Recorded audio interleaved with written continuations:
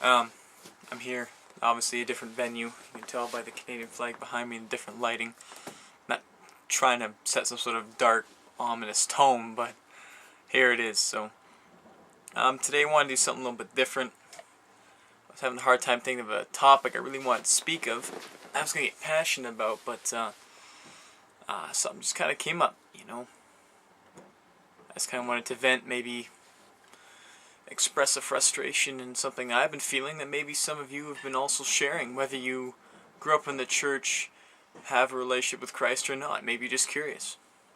Maybe this video's for you. And I'll start off by just sharing a little vision I had a while ago while I was still in college.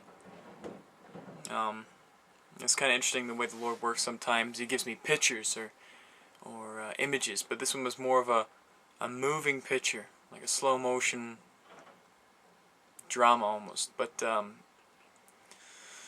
setting was clearly a battlefield, and it looked like something out of trench warfare from World War I. And it was very gray, very, very dark and gray and hazy. The landscape had skeletons of trees that were once there, nothing green, nothing living. And as I gazed upon this landscape, I could see just mud, not quite soft enough that you'd sink in, but just soft enough to make life miserable, and trenches dug all around. And it seemed quiet and barren where I was standing, and there's a few people scattered here and there in sections. And even though the conditions were terrible, they didn't seem frightened. They were almost overjoyed to be there. And I remember that because it caught me off guard. I was thinking, well, why are these people happy to be here? Especially when there's so few of them. They're scattered in small groups. As I continued to look around, I looked a little further than beyond where I was on my side. And off in the distance you could see a very, very educated and collective army, an opposing army. In World War II they call it the axis of evil. Well, this was pure definition of that. They were very regimented. You could see that they were disciplined and they were very formed and very well organized in who they were and what they were doing. And it was intimidating to see. It was horrifying. And I still wasn't putting two and two together. As I looked around, I took my eyes off that enormous army that seemed just working together as a huge unit with a common goal that was mortifying. And I looked beyond the people, beyond the trenches I looked at, and the skeletons of trees, and beyond the people that were fighting this army that seemed to have no fear. And I looked and I saw almost like a giant bunker, but I knew it was a bunker just the way it was built, but it was bigger than any warehouse I'd ever seen. This thing was massive, and it just seemed impenetrable. And it seemed to be bulging. The walls were once square, were rounded in the middle, like they were bulging, like they had so much whatever was inside, it could not contain it, yet these walls were impenetrable. And as I looked up, at the top, there's a little cross standing there, and I thought, is this a church? Is this a church building? Is this a church community? This is the biggest confinement I've ever seen, the biggest institution I had ever seen. And then it hit me. And when the Lord speaks to me, it's not verbal, but it's thoughts that are so clear. I know they're not my own, because they answer questions that I have deep within. And this voice just kind of spoke to me.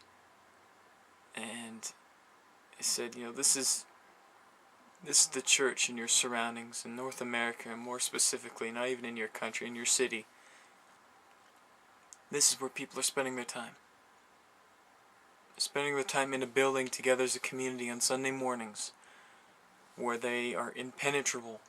No enemy can get through, but yet it's so full that it's bulging. I thought about that for a second, and the voice kind of came through again. It's not just about staying in the protective area. It's about going out and winning the battle. That's why there's so few out there, because they got it. The people out there got it, and they knew they were protected by the Lord. They know that the Lord has defeated death. He's defeated everything. Victory is His. But it doesn't mean there's still not a battle going on. And so few Christians in North America are willing to give up the time or the effort to do that. You know, because we have Christ. Oh, we're good. We're good. I'm guilty of that myself at times. It's so easy to fall into because we have so much stuff and things here in North America that we become content and complacent with who we are. We don't want to do the grunge work. Because we're already saved, so somehow that makes us better than everybody else. Somehow that we're justified enough to not do anything. But there's still a battle to be fought. If we sit in our pews and sit in our chairs on a Sunday morning and listen to the preacher talk about movement and life and discipline, the spiritual warfare, giftings of the Spirit, and then we do nothing about it, we are useless as individuals, not only to ourselves, not only to the body which we belong to, our family, our church family, but we are useless to God. I'm not saying useless as we have no value. I mean useless as we are not serving the purpose that He set out before us, that we are designed and intended to be. And we are limiting God in our lives, and limiting God in our churches, and limiting God in our families. Kind of put a new perspective on things for me. Just thought I'd share that with you. God bless.